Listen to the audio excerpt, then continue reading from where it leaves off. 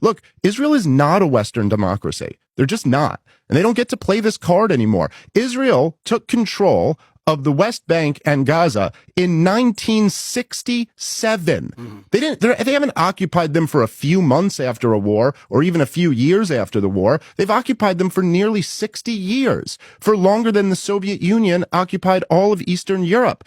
And none of the people in those territories have any voting rights whatsoever. So how can you call yourself a democracy? By the way, I'm not that into democracy. I understand. I don't really care about voting rights. My beef is that they have no natural rights whatsoever. But you don't get to just hold 5 million people captive for nearly 60 years with no voting rights and claim to be a democracy. That's an apartheid regime. Okay. And so I don't listen. The fact is, and many, just to your other point, because there were a few there. Sure.